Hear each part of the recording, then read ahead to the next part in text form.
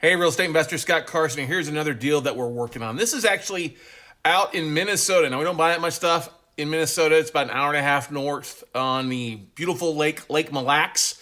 Up there's a smaller community, but a lot of people like to drive up from Minneapolis, about an hour outside. And when we got this deal in from the hedge fund who was selling this amongst 188 other notes, we thought it was just a single property. Had a hard time finding it because it's a small community on the lake. But when I actually drove by it this past week, we found that not only was it one unit in the front, it's a side unit in the back, and then also a mother-in-law unit right on the lake. So it's actually a triplex of assets. So it's actually two addresses, 3 units. And the borrower owes, well, the borrower's deceased. They passed on. This is a reverse mortgage taken out a few years ago. Between all the payoff, they owe about $1.25 million. The bank made it a value of $525,000. That's what they gave it as a current value of this asset. Now, it needs some work. It's actually kind of cleaned out, but it does need some work, needs some updating.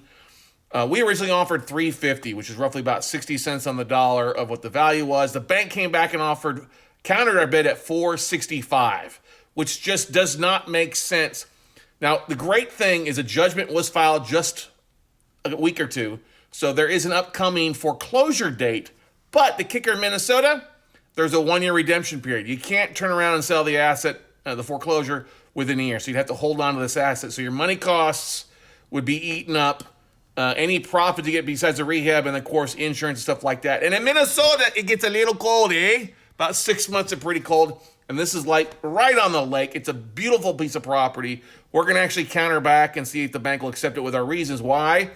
A, need some work. B, there's a year redemption period on it. So those two things doesn't make sense for us to pay $464 and a $525,000 value, especially when you added money cost to it. So stay tuned for more deals just like